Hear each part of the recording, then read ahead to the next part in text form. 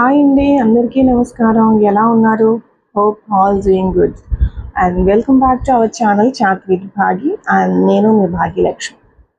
మొన్న వినాయక చవితి అయిపోయింది కదండి. వినాయక చవితి నిమజ్జనం అయిపోయిన తర్వాత నేను మామూలుగా ఇన్స్టాలో చూస్తూ ఉంటే కొన్ని రీల్స్ నాకు చాలా ఇదిగా అనిపించాయండి. అంటే చాలా కొత్తగా, చాలా డిఫరెంట్గా. అంటే మనం చేస్తుంది కరెక్టేనా, మనం ఇలానే చేయాలా, ఇది తప్పేమో అన్నట్టుగా అనిపించింది. అదేంటంటే ఈరోజు నేను దాని గురించి మాట్లాడతాను. అన్నీ ప్లాన్ చేసుకుంటాం. అంటే వినాయకుడిని ఎక్కడ తీసుకురావాలి, ఎలా తీసుకురావాలి, ఎంత పెద్ద వినాయకుడిని తీసుకురావాలి, మట్టికి తీసుకురావాలా, లేకపోతే ఎలా చేస్తే బాగుంటుంది, పండగంతా ఎలా చేయాలి, లడ్డు ఎంత పెద్దది పెట్టాలి, ఎలా ఎంజాయ్ చేయాలి అనే దాని గురించి మనం ఒక 1-2 మంత్స్ బిఫోర్ నుండి మనం అన్నీ ప్లాన్ చేసుకుంటూ ఉంటాం కదా.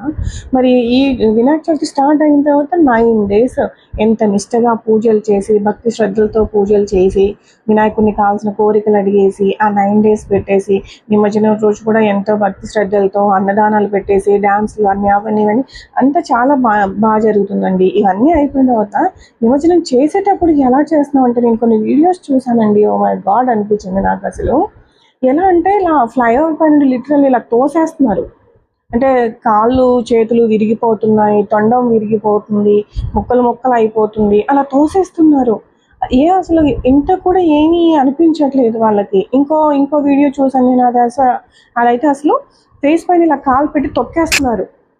అంటే వినాయకుడి విగ్రహం పైన కాలు పెట్టి నీళ్ళలో తొక్కుతున్నారు. ఏం చేస్తున్నాం మనం? 9 రోజులు ఇంత భక్తిగా పూజించి, ఇంత నిష్టగా చేసి, లాస్ట్ రోజు మాత్రం కాలు పెట్టి తొక్కుతున్నాం. మనం చేసేది ఎంతవరకు కరెక్టు, ఏంటి అనేది కొంచెం అన్న మనం ఆలోచిస్తున్నామా? ఇది పక్కన పెడితే వీడియోస్ తీసేవాళ్ళండి.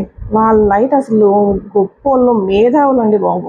ఎందుకంటే వీడియో తీసి దాన్ని కూడా ట్రెండ్ లాగా పెట్టేసి ఇన్స్టాలో, యూట్యూబ్లో వాటిని కూడా ఫాలోవర్స్కి, లైక్స్కి ఫేమస్ అవ్వడానికి యూస్ చేసుకుంటున్నారే. కానీ అక్కడ జరిగేది తప్పు అని తెలిసినప్పుడు నువ్వు ఏం చేస్తున్నావురా, నువ్వు చేస్తుంది తప్పు అని వాళ్ళని అక్కడే లాగిపట్టి కొట్టకుండా, తప్పు అని నిలదీయకుండా దాన్ని వీడియో తీసి పోస్ట్ చేయడం ఏంటండి? నాకు అర్థం అవ్వదు.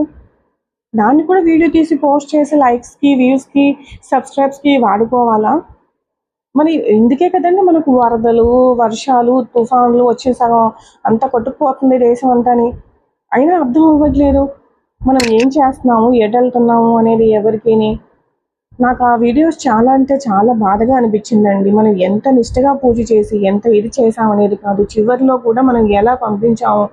Bye Ganesha, come next year అని చెప్తామే కానీ, నెక్స్ట్ ఇయర్ ఆయన రావాలి అంటే కూడా మన దగ్గరికి అంతే ఇదిగా, అంతే వీళ్ళు నన్ను ఎంత భక్తితో నన్ను ఆహ్వానిస్తున్నారు, నన్ను ఎంత భక్తి శ్రద్ధలతో పూజ చేస్తున్నారు అనే దీంతోనే ఉండాలి. కానీ అలా తొక్కేసి, మీరు ఆ విగ్రహాన్ని తొక్కేటప్పుడు వాళ్ళ పేరెంట్స్ అనే శివపార్వతులు చూడరా మనం ఏం చేస్తున్నాము అనేది? మీకు అలా నిమజ్జనం చేయడానికి అవ్వట్లేదు అన్నప్పుడు మట్టి వినాయకుడిని పెట్టుకొని మన ఇంట్లోనే వాటర్లో, తులసి కోటలో అలా నిమజ్జనం చేసేయండి. That's very good.